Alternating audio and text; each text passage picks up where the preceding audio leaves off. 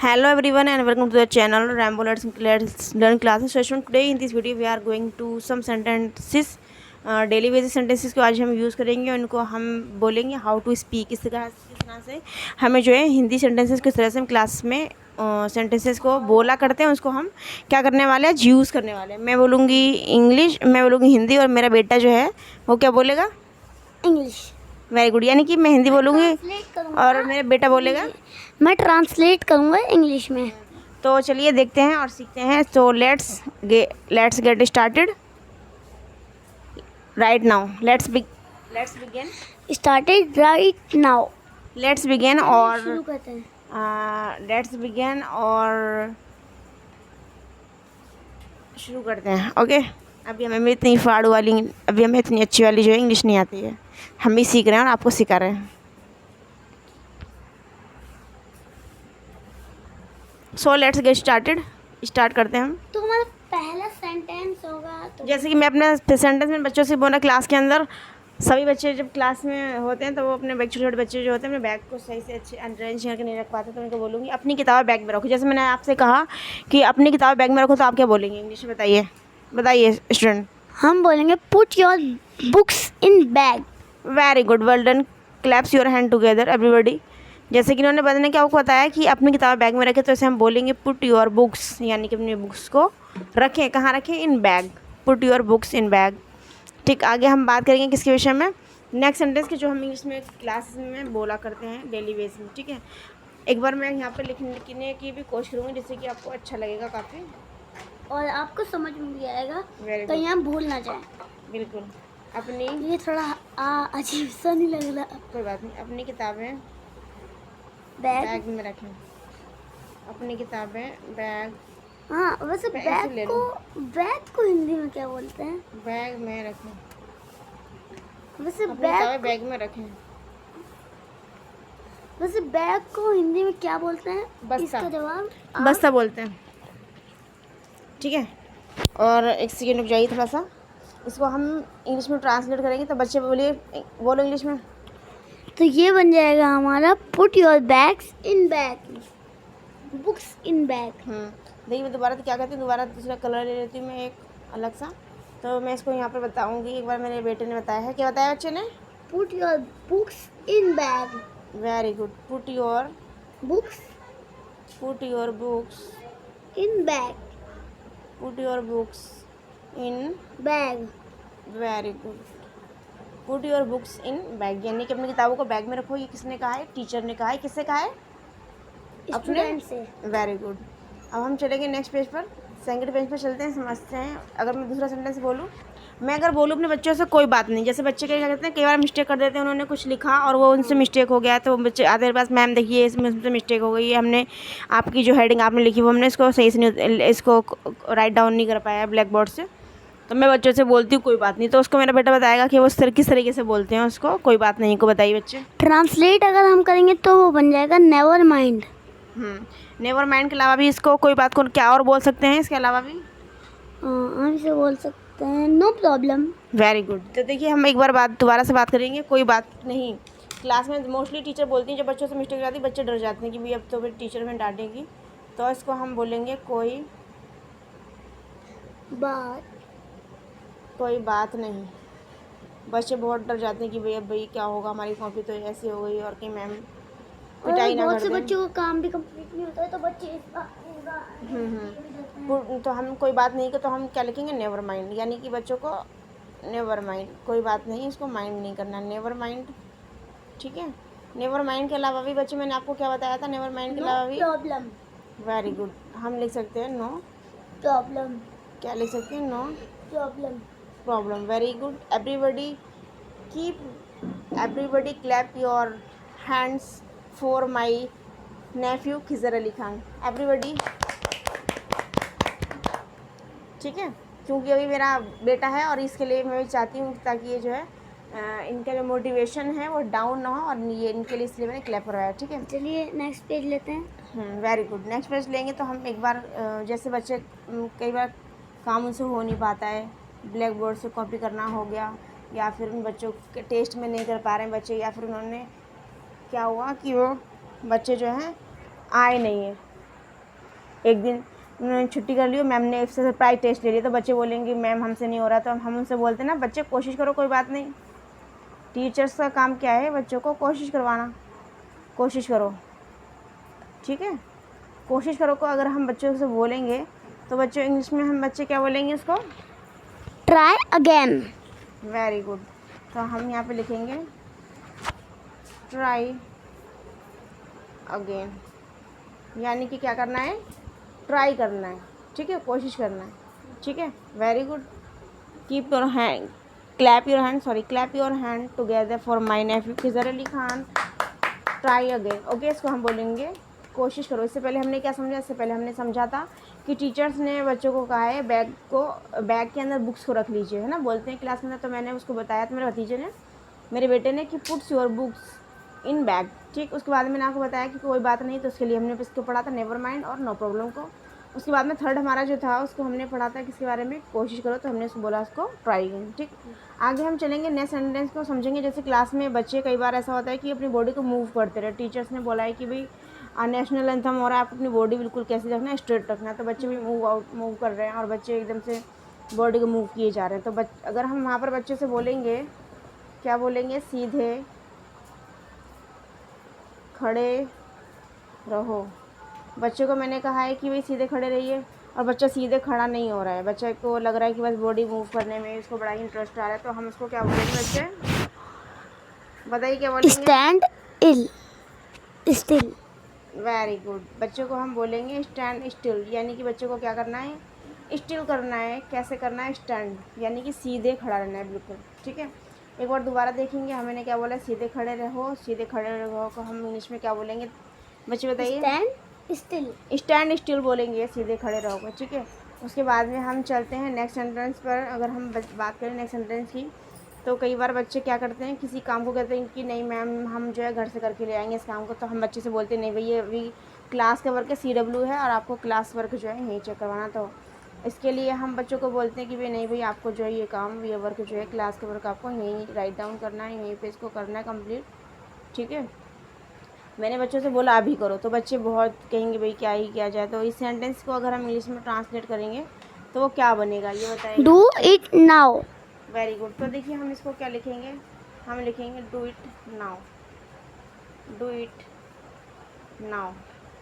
Everybody listen to me, ठीक है। देखिए हाँ, यहाँ पर हमने क्या देखा? हमने कहा बच्चों से कि भाई ये काम आपको क्लास वर्क करना है, तो हम इसको बोलेंगे अभी करो, तो हम बोलेंगे डू इट नाउ। क्या बोलेंगे स्टूडेंट? डू इट नाउ, ठीक है। नेक्स्ट पेज पे चलेंगे, हम समझेंगे नेक्स्ट सेंटेंसेस को, ठीक है। उसके बाद में हम ये जो 10 सेंटेंस आज हम कर रहे हैं क्लास में, जो हम कन्वर्सेशन करते हैं उनको हम एक साथ भी समझेंगे। अगर मैंने बच्चों से बोला अभी के अभी से करना है, ठीक है, अभी के, देखिए मेरा जो के है वो ऐसे ही बनता है, ठीक है, समझ जाइएगा आप। अभी के अभी, अभी के अभी इसे करो, यानी कि 7 पीरियड चल रहा है, 8 पीरियड में छुट्टी जाएगी या नेक्स्ट टीचर आ जाएंगे, तो बच्चे से बोल रही हूँ कि भाई आपको जो है ना 7 पीरियड में ही करना। तो मैं ऐसे बोल रही हूँ कि मेरे पीरियड में ही करना है, यानी कि इसको अभी के अभी करना है। तो इसको बच्चे क्या बोलेंगे बताइए? Do it right away. इसको हम बोलेंगे student do it right away. Do it, do it right do it right away. Away, do it right away, ठीक है। अगर मैंने बच्चे से बोला कि ये काम बिल्कुल अभी मेरे पीरियड में ही फिनिश होना है, नेक्स्ट टीचर आएगी मुझे नहीं पता, फिर आप करोगे नहीं, ठीक है। तो मैं बच्चे ने क्या बोला है कि डू इट, मैंने बोला बच्चों नहीं आपको अभी करना, तो मैं बोलूँगी do it right away, okay. Next समझेंगे सेंटेंस। ये सभी क्वेश्चन, सभी जो कन्वर्सेशन के हैं, ये क्लास के सेंटेंसेस हैं जिनको हम समझ जाएँ, ठीक है। कई बार होता है ऐसा होता है बच्चे, छोटे छोटे बच्चे होते हैं तो लंच में ज़्यादा कर लेते हैं, ईटिंग कर लेते हैं ज़्यादा। तो हम क्या बोलेंगे? जैसे कि मैंने बच्चों को बोला ज़्यादा मत खाओ। क्या स्टूडेंट? ज़्यादा मत खाओ। मैंने बच्चों को बोला भाई ज़्यादा मत खाइए आप, खाइए भाई कुछ, भाई ज़्यादा खाना भी ठीक नहीं होता है। तो इसको हम बोलेंगे किस तरह से बोलेंगे इंग्लिश में बताइए? Don't over eat. Very good. तो इसको हम बोलेंगे डोंट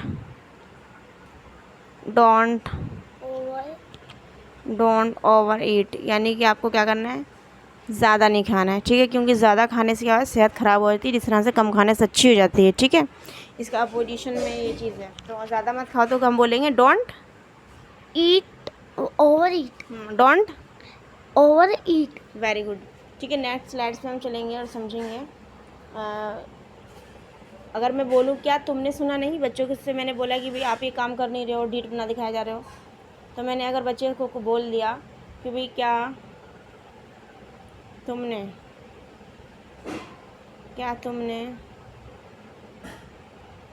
सुना नहीं, तो मैंने बच्चों को बोला कि आपने सुना नहीं है, आप मेरी बात इग्नोर करे जा रहे हो, तो हम इसको क्या बोलेंगे, इंग्लिश में क्या बोलेंगे? Did you not her here? बिल्कुल, इसको हम बोलेंगे डिड यू नॉट हियर? क्या आप मुझे सुन नहीं रहे हैं, या आप मुझे सुना ही नहीं है? क्यों नहीं सुना भाई?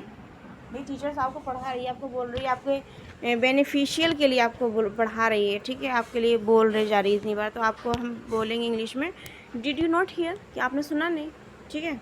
आगे चलेंगे, समझेंगे। उसके बाद में अगर हम बात करें कि जूते पहन लो, कई बार आते हैं छोटे छोटे बच्चों के जूते जो है ना निकल जाते हैं, किसी बच्चे के पैर से निकल जाते हैं, तो हम बच्चे को बोलेंगे जूते पहन लो। मैंने बच्चों को कहा क्या करना है, जूते पहन लो, ठीक है। और हम इसको इंग्लिश में बोलेंगे तो क्या बोलेंगे, जूते पहन लो को हम बोलेंगे टेक ऑफ शूज़। क्या बोलेंगे? Take off shoes. Very good, दोबारा बोलें। Take off shoes.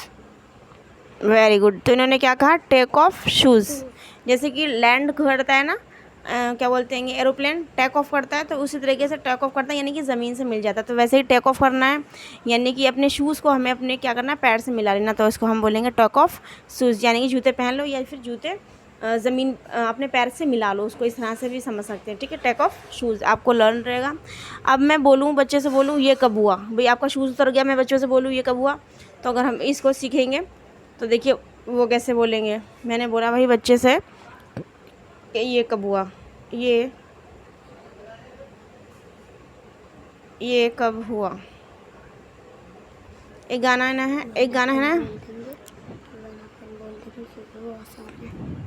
अगर मैं बोलूँ ये कब हुआ, तो हम इसको क्या बोलेंगे, When happened? एक सेकेंड, इसको हम बोलेंगे when it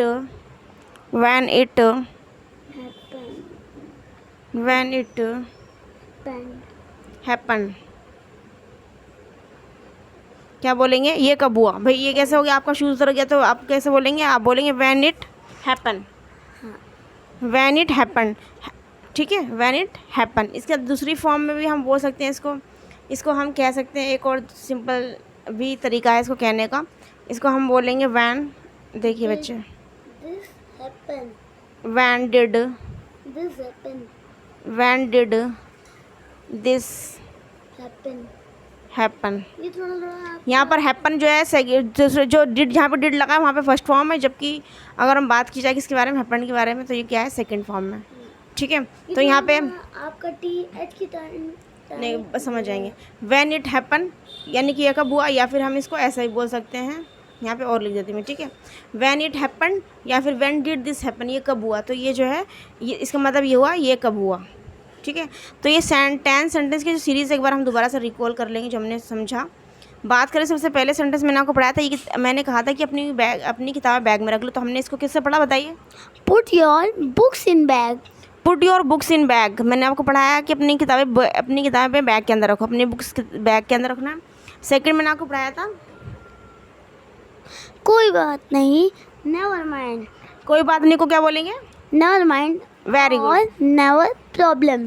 नेवर माइंड या फिर नो प्रॉब्लम का मतलब है कोई बात नहीं, ठीक है। आगे हम चलेंगे किसके विषय में, कोशिश करो, बच्चे से मैंने बोल रही हूँ कोशिश करो, क्या बोलेंगे, Try again. Very good, try again को हम, ट्राई अगेन का मतलब क्या हुआ, कोशिश करो, ठीक है। उसके बाद में हम करें, जैसे मैंने बच्चों को कहा कि सीधे खड़े रहिए, Stand still. Very good, stand still मतलब Do it now. Stand still, Stand still. सीधे, मतलब सीधे खड़े रहो. Very good. अब जैसे मैं इस बच्चे को बोलूँ अभी करो, तो उसको क्या बोलेंगे, Do it now. Very good. Do it now के बाद में इसे हम बोलेंगे अभी करो। Do it now. Very good. अभी के अभी करो तो मैं इसको अगर मैं बोलूँगी अभी के अभी करो तो इंग्लिश में क्या बोलेंगे? Right away. Very good. Do it right away यानी कि अभी के अभी करना है। डू इट राइट अवे यानी कि अभी के अभी करना है। ज़्यादा मत खाओ। Don't overeat. Very good. Don't over ईट मतलब ज़्यादा मत खाओ। डोंट ओवर ईट मतलब ज़्यादा मत खाओ। क्या तुमने सुना नहीं? Did you not hear? Did you not here, क्या तुमने सुना नहीं? डिड यू नॉट हियर मतलब क्या हुआ? क्या क्या तुमने? तुमने सुना नहीं? Very good. जूते पहन लो। Take off shoes. Take off shoes, मैंने आपको बताया था इसको टेक ऑफ लैंड करता है ना जिस तरीके से हवाई जहाज, इस तरीके से बनाया था टेक ऑफ शूज़ मतलब जूते पहन लो। ठीक है, ये कब हुआ इसको इंग्लिश में क्या बोलेंगे? When it happened or when did this happen? Very good. मैंने बोला था ये कब हुआ तो इसको बोलेंगे व्हेन इट हैपेंड, या फिर इसको हम बोल सकते हैं व्हेन डिड दिस हैपन। तो 10 क्वेश्चन की सीरीज आज होती है कंप्लीट।